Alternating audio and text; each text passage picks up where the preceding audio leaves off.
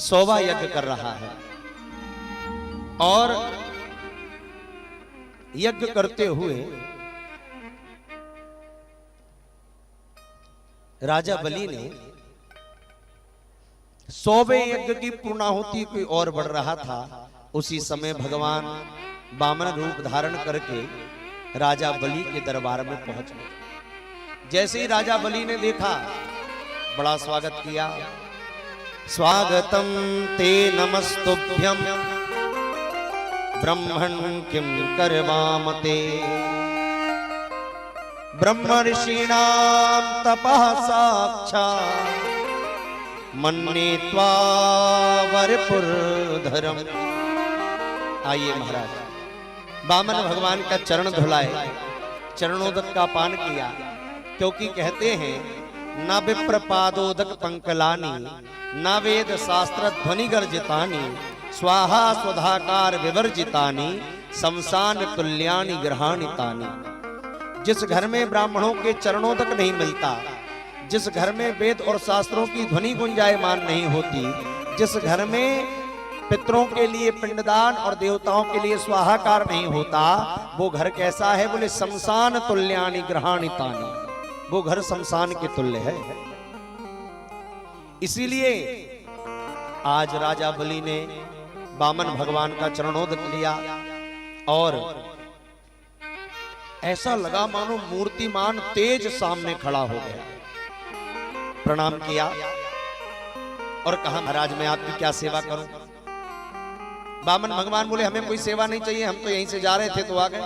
बोले नहीं नहीं महाराज, कुछ तो बताइए, मैं आपके लिए कुछ स्वर्ण दे दूं, कोई आभूषण दे दूं, कोई धन दे दूं, आपका विवाह ना हुआ हो तो कन्या से विवाह करा दूं। वामन भगवान बोले, भैया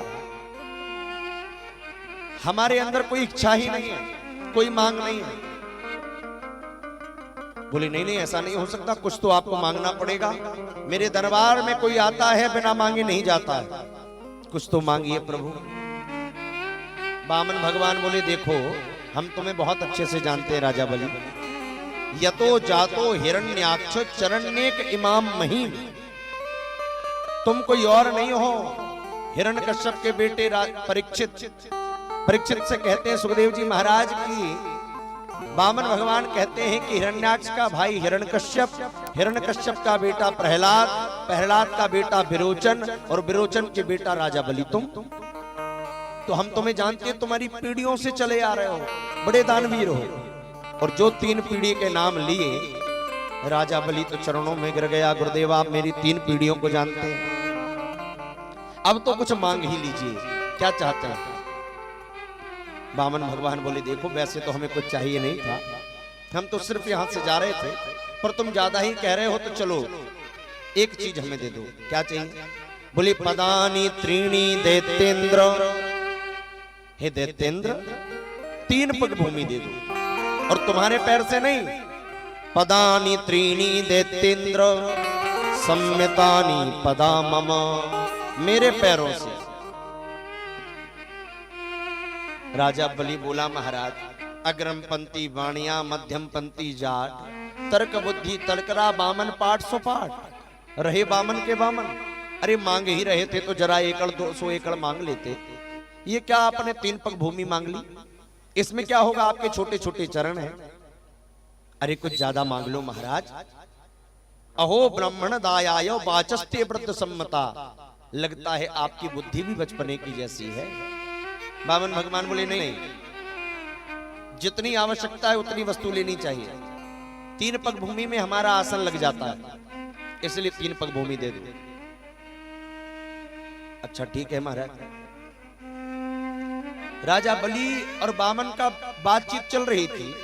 इतने में दैत्य गुरु शुक्राचार्य ने देखा कि कौन सा संतोषी ब्राह्मण आ गया जो 3 पग भूमि में संतुष्ट हो रहा है।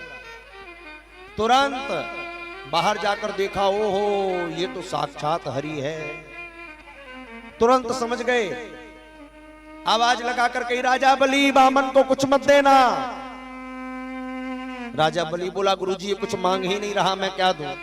3 पग भूमि मांगी है मात्र। शुक्राचार्य जी बोले, वो 3 पग भी मत देना।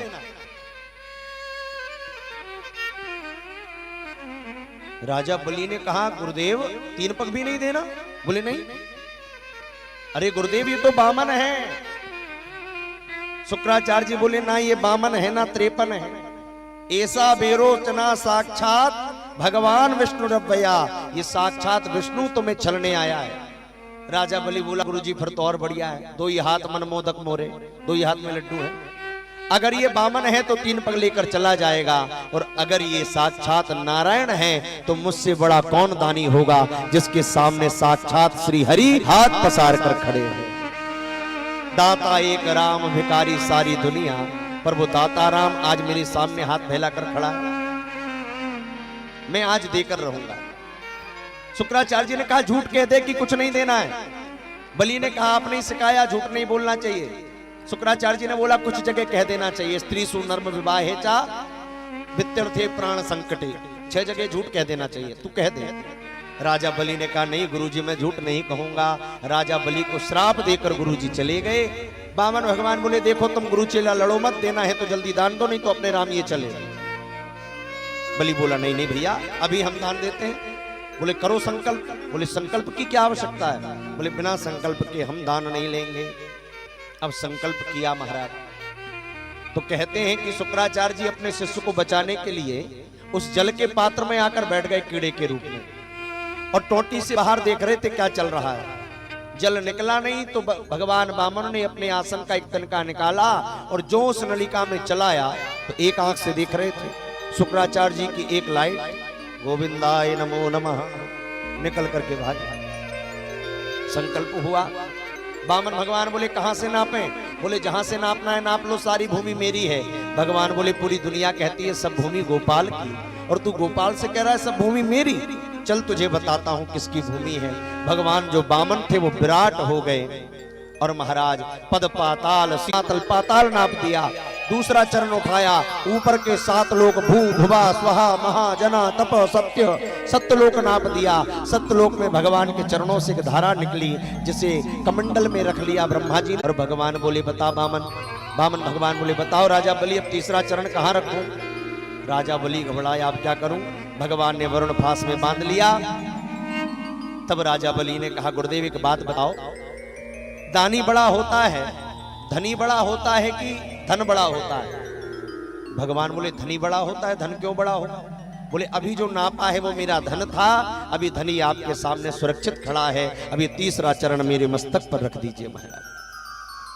एक चरण पाताल गयो, दूजो चरण गयो आकाश, अब तीजो चरण मेरे सिर पर रखो तो हो जाए कल्याण। तीसरा चरण मेरे सिर पर रखो। भगवान ने अपना तीसरा चरण राजा बलि के शीश पर रखा, सुतल लोक का राजा बनाया। बोले कुछ मांगना चाहो तो मांग लो। राजा बलि बोला महाराज आप मेरे द्वारपाल बन जाओ। द्वारपाल बनकर भगवान राजा बलि के यहाँ चले गए। बाद में माँ लक्ष्मी आई और राजा बलि को भाई बनाकर एन बद्धो बलि राजा दानवेंद्रो महाबला, बलि को राखी बांध करके और भगवान को लेकर गई। दोनों में सामंजस्य हुआ। भगवान ने बलि का उद्धार किया मत्स्य रूप धारण करके और सत्यव्रत का उद्धार किया। बोलिए भक्त